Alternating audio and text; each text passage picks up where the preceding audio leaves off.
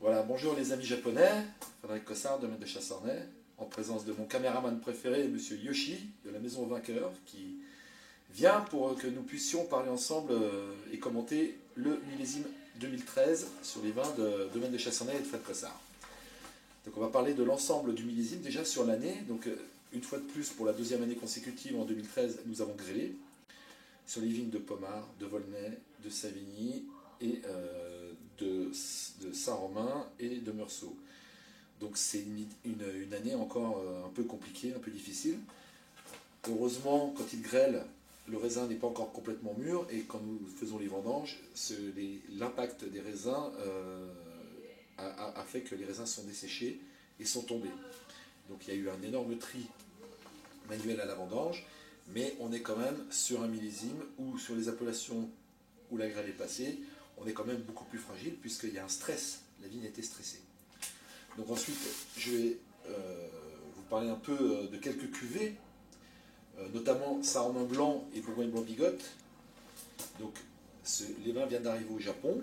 Vous serez peut-être un petit peu surpris parce qu'à l'ouverture, ce sont des vins qui ont tendance à s'oxyder un tout petit peu, mais ils sont très frais de mise et un petit peu fragiles. Mais je vous demande de patienter. Je regoute très fréquemment ces vins-là. Et on voit que, comme nous avons laissé beaucoup de gaz naturel, de gaz carbonique naturel dans le vin, il a fait la mise en bouteille, c'est un stress, il a fait le voyage pour aller jusqu'au Japon, mais je vous demande de me faire confiance, vous verrez que le vin va se reprendre de lui-même, puisque nous avons choisi de ne pas filtrer et de ne pas mettre de SO2, pour que nous restions quand même sur la philosophie du domaine, à savoir faire des vins le plus naturel possible.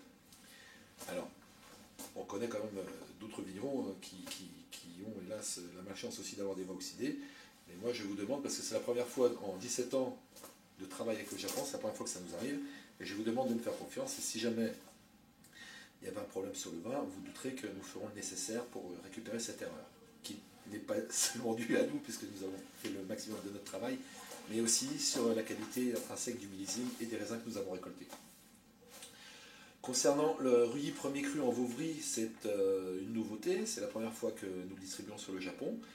Donc je trouvais intelligent de faire dans l'entrée de gamme, sur des prix qui sont à peu près les mêmes que ça en main blanc, un premier cru. Rully, c'est à 30 km au sud de Saint-Romain, c'est plus au sud, dans la côte chalonnaise. Et nous sommes sur des sols argilo-calcaires très blancs, presque un peu crayeux comme ça. Et j'aime beaucoup la dynamique de ces vins parce que c'est un peu dans l'esprit de Saint-Romain ou Pernan ou Buxy au sud de la côte chalonnaise. C'est des vins qui sont assez tendus, très droits, qui vont très bien avec les poissons, mais plus les poissons en sauce avec du beurre ou de la crème. Bon, vous n'avez pas l'habitude de manger le poisson comme ça.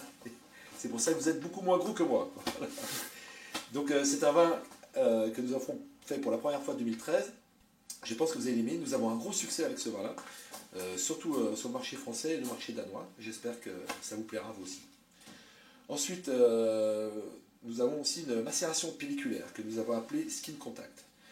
Donc la tendance dans l'Europe, c'est depuis 5 ou 6 ans, c'est de faire des vins blancs comme on fait le vin rouge, c'est-à-dire des macérations de raisins, et ce qui confère au vin une couleur un petit peu orangée, hein, puisque les blancs normaux sont tout de suite pressés, alors que là, nous avons fait macérer pendant 6 semaines des raisins blancs de Saint-Romain dans un tonneau de 600 litres que nous avons fait fabriquer exprès pour faire cette expérience-là.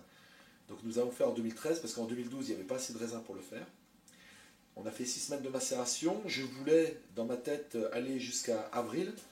Après, j'ai dit que c'était un peu guili-guili, et donc nous avons fait un vin qui a été mis en bouteille fin décembre, qui fait 12 degrés 2, 12 degrés 3, qui est très léger.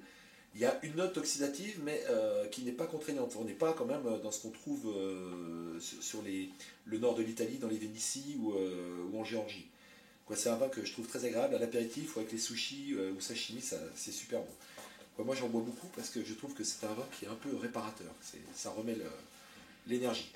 Voilà. Puis Montrachet, les folatières et les Garennes. Donc vous regarderez sur la carte, Yoshi fera peut-être un petit travail en filmant une carte. Donc les Garennes sont exposées à 50 mètres au nord des Garennes. Les Garennes, c'est une toute petite parcelle qui est un peu à plat, entourée de sapins. Et les folatières sont 50 mètres plus haut sur du coteau. Donc c'est là où on voit vraiment la différence des terroirs et des climats et des lieux-dits de la Bourgogne, parce que à 50 mètres près, on fait pas le même vin. C'est un peu ce que moi je recherche à travers notre petit négoce SRL Frédéric Cossard. C'est pas de faire des milliers de bouteilles, c'est surtout d'aller chercher des toutes petites parcelles qui sont très voisines pour vraiment relever le parcellaire et le sens même du lieu-dit, où vous verrez que chaque vin a vraiment sa particularité. C'est intéressant, les deux vins me plaisent énormément, d'autant plus que Folatière, c'est peut-être mon vin blanc préféré au monde. Voilà. Ensuite, concernant les rouges, alors vous allez avoir une nouveauté. C'est Bourgogne-Haute-Côte de Beaune, qui s'appelle Puy de Chaux. C'est une vigne qui appartient au domaine de Chassornay. Mais d'habitude, nous avons l'habitude de mettre ces raisins-là dans la cuvée Bedeau, qui est commercialisée par la SRL Frédéric Cossard. Sur 2013, comme en 2012 on n'avait fait pas beaucoup de vin et 2013 il n'y avait pas beaucoup de vin non plus, on a décidé avec mon épouse Laure de mettre une cuvée supplémentaire dans la gamme du domaine de Chassornay sur Haute-Côte de Beaune. C'est une vigne qui est située sur le plateau au nord de Volnay, en haut en altitude, à 450-460 mètres d'altitude, qui a une cinquantaine d'années, et qui fait des vins quand même beaucoup plus tanniques, plus serrés.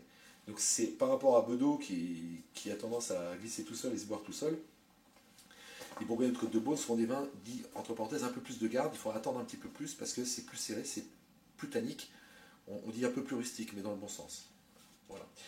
Et on va parler aussi du Moret-Saint-Denis premier cru Montluisant. Donc ça, comme chaque année, je vous dis que c'est un vin qui est exceptionnel. On avait commencé à faire cette appellation-là en 2010. C'est une vigne que nous avons trouvée, dont le propriétaire travaille très très bien. Nous sommes en accord ensemble sur les travaux de la vigne, sur les dates de vendange. C'est des vignes qui ont 60-70 ans et qui sont montées sur des pinots mais en plan fin. C'est-à-dire c'est des tout petits rendements, ça fait des tout petits raisins. Il n'y a pas beaucoup de couleurs parce qu'il n'y a pas beaucoup d'anthocyanes, mais souvent, c'est ce qu'on privilégiait autrefois dans la Grande Bourgogne, on privilégie la finesse et le parfum des vins. Et Montluisant, c'est vraiment ça, c'est l'archétype. Donc deux énormes millésimes en 4 ans, c'est 2010 et 2014, mais 2013 est très très bon. Je pense que vous allez vous régaler avec tout ça. Voilà, j'espère que mon intervention a été suffisamment complète, et puis Yoshi, Arima, toute l'équipe de vainqueurs pourra vous répondre. Et moi, il me tarde d'aller vous voir pour me défendre un petit peu, pour vous expliquer si on a mal travaillé ou bien travaillé, mais je pense que vous verrez que nous avons bien travaillé. Sayonara.